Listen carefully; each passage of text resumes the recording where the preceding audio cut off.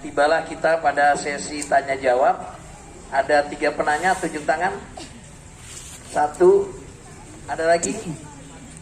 Ibu-ibu kalau ada silakan kertas atau WA-nya dikirim. 2, 1 lagi. Belum ada. Ada yang tunjuk tangan nggak? Baik. 3. 1 orang. Silakan. Yang pertama tadi maju ke depan. Berdiri ya. Sebutkan nama dan kemaskulannya. Bismillahirrahmanirrahim. Assalamualaikum warahmatullahi wabarakatuh. Nama saya Fauzi dari Kemaskulan Pamulang, pindahan dari Kemaskulan Madura. Yang pertama, saya ingin bertanya bagaimana seandainya di Kekhalifahan ini diadakan unit usaha. Tadi sedikitnya setiap 2 kemaskulan ada usaha. Tahu usaha apa yang paling kecil? Kalau skopnya nasional, entah pabrik air seperti ini kan enak. Kadang-kadang banyak yang tidak hadir lagi usaha ini. Jadi untuk merangkul yang tidak sempat, usahanya di Kekhalifahan ada usaha ini. Yang pertama. Yang kedua, untuk materi taklim, bagaimana seandainya kalau diisi bukan hanya Al-Quran, hadis, tapi juga ilmu fikih. Karena kadang-kadang dalam sholatnya juga iktidalnya dan muamalah dalam segi fikihnya itu banyak kurang. Dari keluarga mesin itu banyak kurang. Jadi ilmu fikih juga dimasukkan di materi taklim. Dan yang ketiga, 2 dulu cukup ya. Masih banyak yang mau bertanya ya. Demikian, assalamualaikum warahmatullahi wabarakatuh. Waalaikumsalam. Assalamualaikum warahmatullahi wabarakatuh. Fauzi Kemaskulan Pamulang. Pindahan dari Madura ya, silakan. Nanti yang kedua, supaya nggak lupa. Jadi tadi pertama, bagaimana kalau ada usaha atas nama Kekhalifahan itu di Kemaskulan atau di Bulkulam, itu nanti kalau sudah merdeka baru atas nama kekuasaan bisa diadakan. Kalau sekarang boleh bersama 10 orang atau 3 orang bekerja sama, atau 10-15 orang itu boleh, tapi tidak atas nama Kekhalifahan, tidak boleh. Jadi struktural ini tidak boleh diganggu ke arah itu, sebab nanti kecurangan akan banyak terjadi. Karena keadaan kita belum sepenuhnya bisa merdeka mempraktekkan ajaran, sehingga nanti ada sepeda hilang, sepeda di tempat tertentu, macam-macam. Maka dibubarkan Wizaratul Iktisadiyah di pusat, dibubarkan. Setelah berpengalaman perjalanan wajar dibubarkan. Iya. Banyak sudah organisasi model gitu, akhirnya ujung-ujungnya bubar, fitnah, yang ada fitnah. Yang kedua, materi, memang permintaan materi talim, memang permintaan umumnya begitu. Itu tidak kita hindari, tapi lewat pertanyaan. Tapi pedoman Rasulullah itu 13 tahun tuh hanya menanamkan akidah. Sebab syariat itu gampang. Bagaimana cara wudhu, kita kasih tahu berwudhu, udah seumur hidup sampai mati dia tidak lupa lagi. Bagaimana kita pakai baju aurat yang pada kasih tahu, sudah tidak usah dibina lagi. Itu syariat. Kapan kita mau tahu, tanya saja waktu pengajian itu, sebab mesti ada waktu pertanyaan di dalam pengajian. Itu maksudnya untuk ngelencer ke sana kemari itu. Tapi akidah ini Rasulullah 13 tahun menanamkan akidah. Sebab orang berakidah itu nyawa disabung untuk melaksanakan syariat, baru turun syariatnya. Kalau akidahnya goyang-goyang mana jadi. Maka pedoman kita itu akidah. Adapun syariatnya bagaimana? Tanya ada bagaimana kita boleh tidak salaman sama perempuan bukan muhrim? Anda boleh, sebenarnya titik nggak usah diterang-terangkan panjang. Bagaimana kalau kita ruku itu, ruku itu begini, lurus, bacanya gini, sudah nggak usah itu yang utamakan. Pakai itu tanya aja kalau memang butuh. Tapi akidah, itu talim 2 kali sebulan itu khusus untuk penanaman akidah. Bagaimana konsekuensinya hidup dengan iman kita itu, termasuk ya tadi itu cara berniat, cara bersegala macam. Ya baik, yang kedua. Baik, selanjutnya Di belakang dulu Eko Darmanto tadi. Ya, silakan.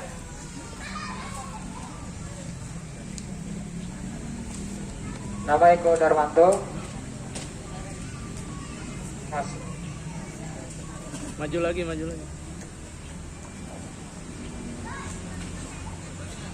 Wah, ya. Sini. Pokoknya kedengaran. Ya. Yang lagi didiskusikan di warga Khilafatul Muslimin itu tentang fase hijriah. Nah, Oh ya. ya fase hijriah itu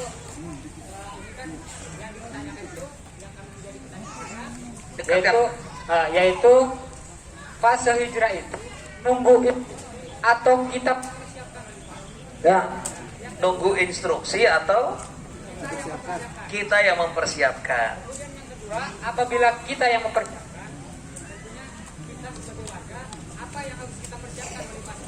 Baik, ya. Baik, ya.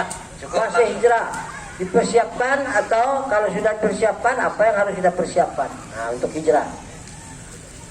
Strategi dasar perjuangan umat Islam itu ada sudah saya buat 40 tahun yang lewat di gambaran global pemberitaan Islam. Itu strategi perjuangan umat Islam, amanu, hajaru, jahadu. Banyak orang amanu terus jahadu, tidak benar. Allah Rasul itu amanu baru jahad, baru hajaru baru jahadi. Tidak boleh amanu jahadu. Sekarang banyak orang amanu jahadu, nah salah. Jadi kira-kira 10 tahun yang lewat ada orang yang saya tidak kenal, dia naik kapal dari Merak, dari Bakahuni ke Merak, ketemu sama seorang warga kita di kapal waktu sholat duhur. Jadi baik salaman sama orang keluarga kita. Kamu ini dari mana? Kita cerita, nyampaikan khilafah sama imam yang di situ. Terus siapa khalifahnya? Kasih tahu lah. Wah, bagaimana? Betul nggak khilafah itu mengikuti Nabi Rasulullah? Dia tanya sendiri aja sama cerita ini, kasih pentul. Lebel dia. Ini khalifah Abdul Qadir ini. Ya siapa bagus. Ada apa nih? Ini saya ketemu orang di belakang saya ini jadi makmum. Katanya antum ini mau mengikuti sunnah Rasul bukan? Oh ya, insya Allah mudah-mudahan Allah memberkahi kita bisa beribadat sesuai dengan tuntunan Allah dan Rasulnya. Ada apa pertanyaan? Kalau betul saya mau tanya, kemana hijrahnya? Kira-kira puluhan tahun yang lewat ini di kapal. Saya pikir ini apa orang sengaja ngintelin, apa memang orang ikhlas, apa bagaimana? Saya menjawab ya orang udah kenal ini, udah tahu namanya, nggak tahu dari mana kemana belum nggak tahu, cuma di kapal. Jadi saya hitung, ya saya tentu hitung tidak menurut maunya saya, tentu menurut maunya ajaran kan. Karena Rasulullah SAW tidak dikasih tahu oleh Allah kemana dia hijrah sebelum waktunya, maka saya tidak ngasih tahu Anda kemana hijrah sebelum waktunya. Waduh, kata saya minta ketemu besok pagi, saya di Jakarta besok pagi ini. Lu bagaimana sih, saya ini dapo masa besok pagi? Pokoknya pesawat tiket pulang pergi saya jamin, pokoknya saya pengen ketemu sama Khalifah. Ya, sampai sekarang ternyata jadi warga juga ujungnya. Cuma karena jawaban nyontok kepada Rasulullah. Rasulullah itu tidak dikasih tahu Allah kemana mau hijrah sebelum waktunya, maka Anda saya tidak kasih tahu kecuali pada waktunya, termasuk yang tanya tadi juga itu. Sekarang apa kewajiban kita? Dakwah, menyampaikan kepada umat biar umat itu mau. Maka strategi amanu ajaru jahadi, strategi bukan dakwah. Kalau strategi diomongin baca Nisa ayat 83. Jangan cerita-cerita strategi. Saya besok mau ke kampung kamu ya. Ada enggak senang kita ditepereng di jalan. Jadi enggak boleh ditanya. Wassalam, yang lain. Baik, yang ketiga Pak Wahid Ahmad. Sebentar. Boleh tidak ditanya tapi sendiri-sendiri. Iya. 4 mata dan 4 kuping.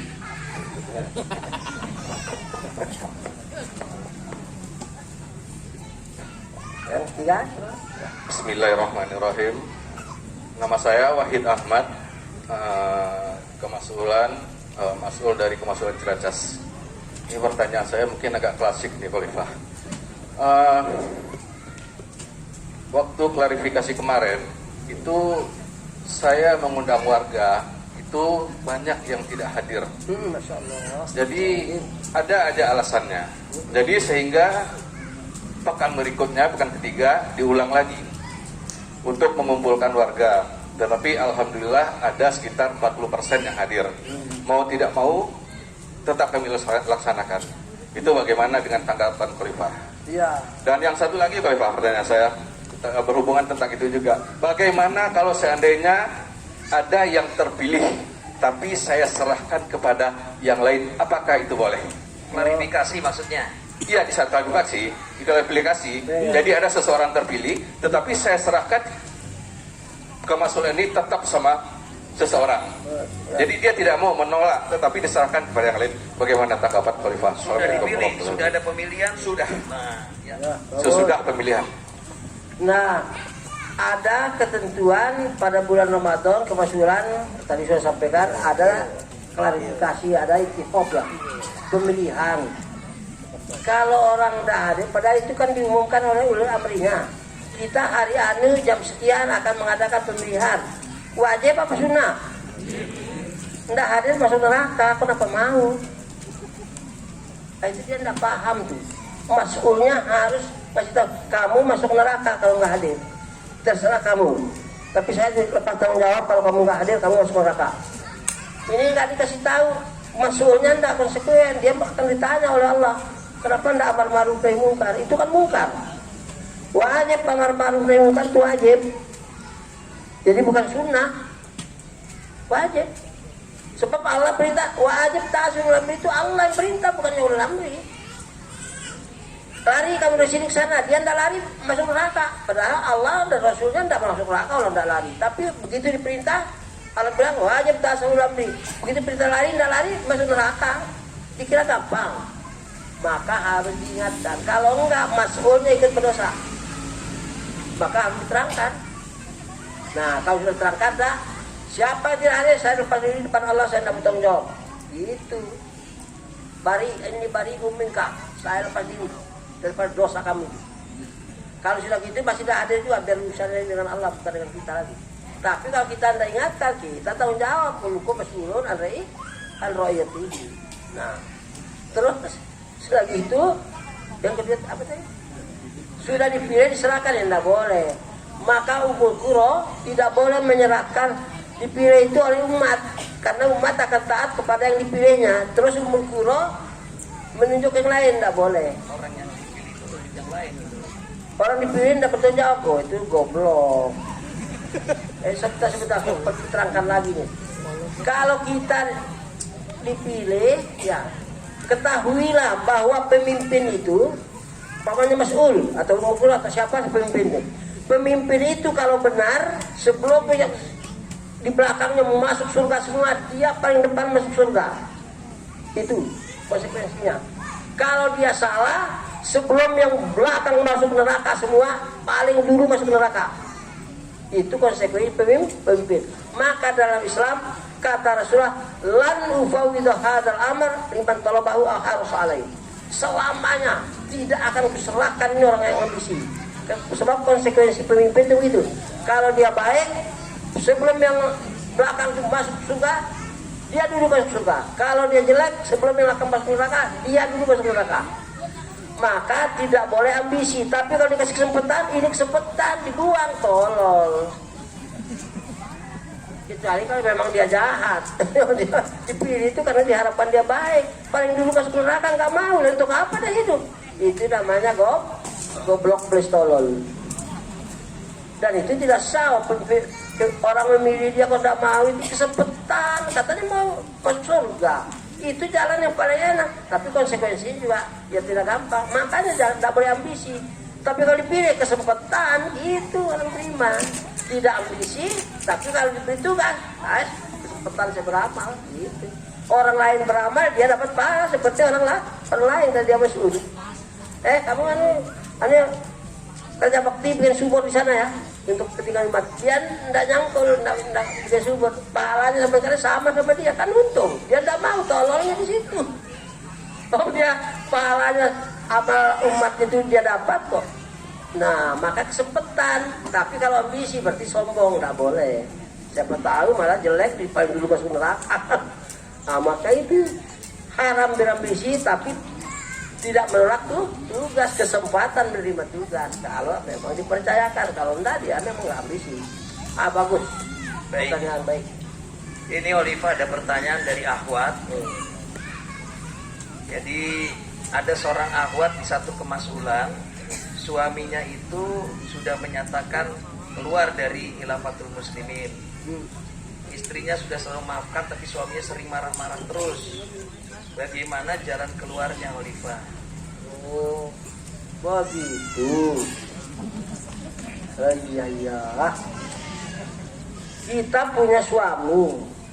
Suami itu dalam Islam bertanggung jawab mengajak anak istrinya ke surga. Pertanyaannya, suami yang tidak mau berjamaah itu dia ke neraka. Kita dihalang enggak untuk berjamaah? Kalau dilarang minta cerai. Ngapain suami minta beres? Tapi kalau tidak menghalang, dia cukup dapat hidayah ya sabar aja. Garap aja sabar hari bertahun-tahun, harapan saja. Taat saja sama dia. Asal perintahnya tidak bertentangan dengan ajaran, taati saja. Jalan masuk surga, mentaati suami. Tapi kalau melarang, nggak boleh ngaji. Wah, ngapain suami seperti itu? Nggak siap masuk neraka, kita diajak masuk neraka juga. Cerai gitu. Tapi kalau dia nggak larang, boleh kita terusin, kita nasihati sama sebentar, nasihati lagi sebentar, nasihati lagi gitu. Kalau nggak larang, tapi dia bilang udah, kamu berhenti, nggak boleh. Wah itu nggak ada guna-gunanya suami seperti itu, setan. Cerai aja. Ini calonnya juga kan boleh masih nawar bilang tahun bang. Tapi gimana kalau saya nggak bisa karena saya 9 tahun, jadi sudah lewat bagi saya itu.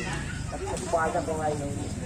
Pokoknya kalau daripada suami yang menghalang, tapi kalau tidak menghalangi, taati saja sepanjang perintahnya tidak melarang kita beribadah.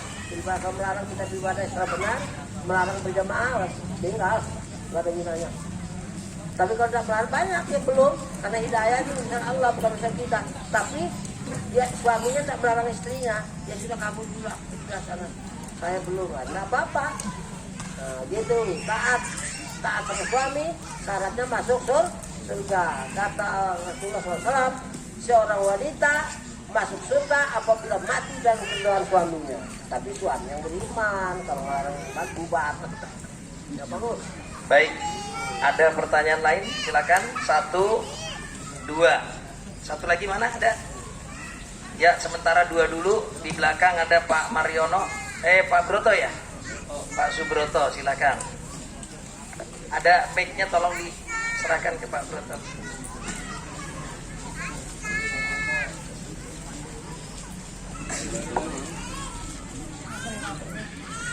Pak Broto yang di belakang dulu, belakang.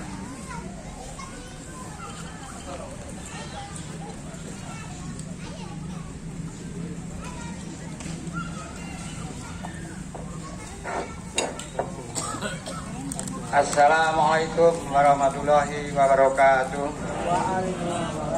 Saya dari Kemaskulan Ciracas, namanya Subroto, dari Umbulpuro, Jakarta Timur. Khalifah, saya mau bertanya, organisasi Islam di Indonesia ini sekarang lagi rame-rame menyerukan persatuan, lagi rame sekali di WA. Nah kita ini Khilafatul Muslimin kan misinya mempersatukan umat, ya. Mempersatukan yang firqah-firqah. Nah bagaimana sikap kita atau tanggapan kita? Nah itu aja dari saya, sekian. Wassalamualaikum warahmatullahi wabarakatuh. Waalaikumsalam warahmatullahi wabarakatuh. Pak, Kita telah diperintah oleh Allah dan Rasulnya semenjak zaman Nabi bahwa wajib bersatu. Ajaran Islam lengkap belum? Al-yauma akmaltu lakum, lengkap ya. Apa bukti lengkapnya? bagaimana makan dikasih tahu, bagaimana pakai baju dikasih tahu, bagaimana isi dikasih tahu. Saking lengkapnya. Bisa nggak dikarang sendiri ibadah itu? Bisa? Masuk toilet, Al-Fatihah. Bisa? Tidak bisa. Bangun tidur, Yasin wal Qur'anil Hakim, innaka minal bisa? Mestinya Alhamdulillahilladzi ahyana ya. Nggak bisa dirubah, nggak bisa. Kalau dirubah dan terima. Diterima apa enggak? Enggak, fardu tidak terima. Itu wajib apa sunnah? Sunnah, enggak wajib. Sekarang bersatu wajib. Pecah belah haram. Karang sendiri bisa? Bisa enggak karang sendiri? Pengising aja karang sendiri enggak bisa kok. Wajib bersatu karang sendiri. Wah, inilah kekurangan Islam ini. Allah memerintahkan kita bersatu, Rasul memerintahkan kita bersatu, Arab berpecah belah. Tapi Allah Rasulnya tidak kasih tahu kita caranya. Pakai karang sendiri saja, itu yang dibilang banyak organisasi. Masuk neraka semua. Masuk neraka semua. Mau kiainya terbanyak 50 meter, masuk neraka. Kok karang sendiri, sing aja karang sendiri tidak bisa kok. Itu namanya biadab, tapi bukan biadab sama kita, biadab sama Allah. Bangun tidur gitu, ubah tidur gitu. Allahumma ahya'u bikamu tidur. Apa? Zalikal kitabul la raiba hudal lil muttaqin, enggak diterima. Wajib dikarang-karang. Tidak ada kompromi. Allah dan Rasulnya tidak kompromi. Tahu golongan itu. Apalagi kita mengikut itu. Kalau kita mengikut Allah, Arab semuanya ke neraka. Katanya Allah dan Rasul, bukan kata kita, bukan kata ilah muslimin. Maka 1.001 organisasi ini ke neraka semua, kecuali satu. Katanya Rasulullah, bukan katanya Allah apa. Oh itu pendapat orang khilafah, bukan. Allah dan Rasulnya itu. Kita tinggal ikut, kita tidak punya pendapat. Khilafah itu melaksanakan perintah Allah, beribadah dari misinya sampai bersatunya, sampai berjuangnya, sampai mati hidup matinya. Nyawanya satu menurut Allah Rasul, bukan menurut orang khilafah. Ah, cuma ada kepimpinan. Itu prinsip, jadi nggak ada bagaimana masa bodoh mau ke neraka, pergi ke neraka sana, tidak ada itu. Tidak ada toleransi sedikit pun, sebab Allah semuanya ke neraka kecuali satu. Inilah tegaskan itu, tapi tidak dikasih tahu caranya satu itu. Dasar Allah berngomong kau aja ini ahli neraka yang begitu. Ya sudah, yang lain lanjut. Baik, yang berikutnya Syawal, silakan. Assalamualaikum warahmatullahi wabarakatuh. Syawaludin dari Kemasulan Walang. Pertanyaan satu, Amir Mominin, yaitu sebentar lagi kita akan klarifikasi. Ya. Seperti biasa, kalau di istilah luar sana ada lobby-lobby politik lah begitu kira-kira. Misalnya kita melakukan pendekatan-pendekatan dengan ihwan-ihwan untuk melakukan pemilihan si A, si B, dan si C karena alasan kecakapannya, keikhlasannya, dan hal-hal yang terbaik buat dia. Pertanyaan, boleh nggak kita melakukan seperti itu? Assalamualaikum warahmatullahi wabarakatuh. Waalaikumsalam. Tadi kalau diberi amanat kesempatan, tapi berambisi haram. Ambisi itu kampanye, dunia. Walaupun tidak dapat upah, tapi kalau sudah, sebab apa, kita tidak tahu kemampuan kita ambisi, maka langsung selamanya tidak akan memberikan amanat ini kepada orang yang ambisi. Jadi kalau ada orang yang memang pengen di antara ambisi, jangan dipilih, haram memilihnya. Orang yang dia jangan pilih saya lah, tapi kalau dipilih maju, itu baru bagus. Jangan tidak dipilih, maka jangan mempropori memilih orang, jangan. Apa Ustaz? Maksudnya bukan arah ke diri sendiri. Ya betul. Maksudnya juga. Maka orang itu memilih itu atas kesadarannya sendiri. Ikhlas semata-mata menilai seseorang belum tentu penilaian dia sama dengan penilaian orang lain. Dia harus sadar. Kita buktikan. Maka saya punya pendapat minta ridho Allah. Maka memilih itu dalam rangka ibadah. Kalau orang lain sependapat begitu, maka menurut Allah juga. Maka kulillahumma malikal mulk tu'til mulka man tasha wa tanzi'ul mulka mimman tasha wa tu'izzu man tasha wa tudhillu man tasha.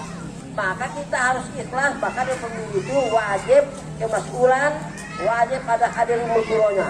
Kalau mukuro yang dipilih wajib ada wilayahnya, kalau wilayah dipilih wajib ada daulahnya dan seterusnya. Maksudnya perintah pilih amri seperti itu supaya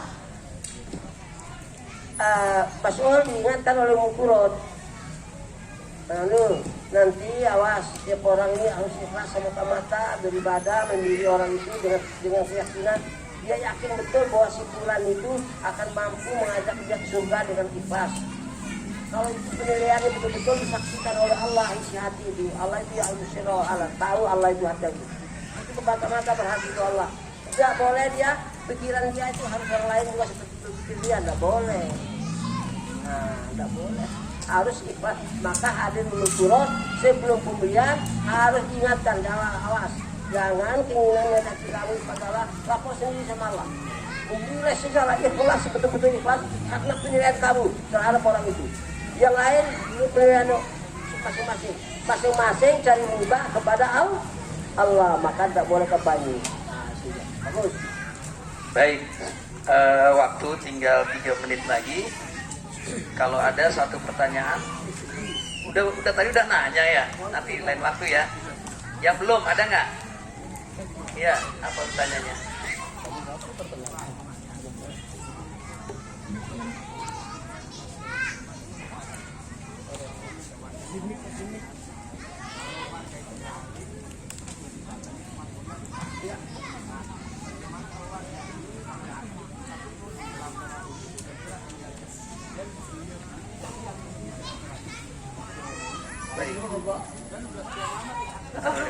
Ini pertanyaannya biar dengar. Ada Mas'ul Ummah dari Pondok Labu ya, bertanya kalau ada warganya yang tidak pernah hadir, tidak pernah berinfak, yang tidak hadir di taklim, mau disilaturahim nggak mau juga, ini bagaimana jadinya? Nah, kewajiban tadi oleh amri itu bertanggung jawab kepada yang dipimpin. Kalau tidak hadir, mesti dia ingatkan. Sekali diingatkan, dapat pahala. Kalau dia tidak mau baik, dia dapat dosa, tidak dapat pahala. Kapan lagi giliran, kita ingatkan lagi. 2 kali dapat pahala, dia dapat dosa. Kapan lagi dia jelek lagi, kita ingatkan lagi. Kita 3 kali dapat pahala. Jadi sampai 10 kali dapat pahala terus kita. Untung ada yang jelek itu, tapi rugi dia. Kita yang untung. Begitu kita pikir-pikir, waduh, banyak terhambat ibadah lain gara-gara ngurusin dia. Kewajibannya menyatakan sama yang bersangkutan, saya lepas diri dari Anda, ini bari minta. Mulai hari ini saya tidak mengingatkan ente mau ke neraka, mau ke surga, terserah ente, saya tidak mau mengingatkan ente lagi. Jadi kalau ente berdosa, saya tidak bisa bawa-bawa. Harus ada pernyataan. Tidak boleh diam-diam. Kalau diam-diam, kewajibannya tetap.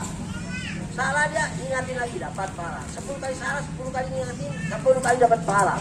Tapi kalau bakal mengganggu ibadah lain, hitung-hitung, udah gara-gara ngurus dia, wah repot ya. Sudah, harus menyatakan saya mulai hari ini tidak bertanggung jawab lagi dengan ente, dan saya tidak akan mengingatkan ente lagi. Sampai kapan ente sadar, boleh kembali pada khilafah.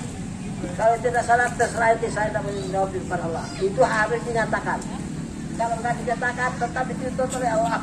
Iya. Nah, harus dinyatakan, ya bagus. Baik, tetapi tidak dicoret dari buku induk warga, tetap. Jadi mereka namanya tetap ada.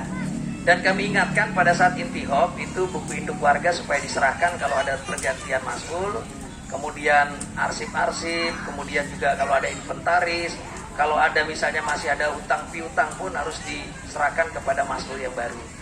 Demikian para ikhwan, bapak-bapak, ibu-ibu sekalian, waktu kita sudah habis ya, dan apa yang sudah disampaikan Olifah mudah-mudahan bisa menjadi motivasi bagi kita untuk meningkatkan nilai ibadah kita di hadapan Allah Subhanahu wa taala. Dan selebihnya kami mohon maaf kalau ada kata-kata yang kurang, dan juga dalam wawancara mungkin pertanyaan kalau masih ada boleh tetap dikirim, nanti disampaikan kepada Olifah. Ya, jadi jawabannya nanti berikutnya. Ya, demikian. Wallahu yar'ana wa yafaduna walhamdulillahirabbil alamin. Assalamualaikum warahmatullahi wabarakatuh.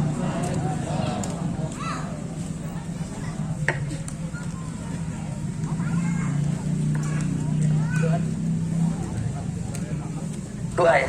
Baik, kami mohonkan kepada Khalifah untuk memimpin doa.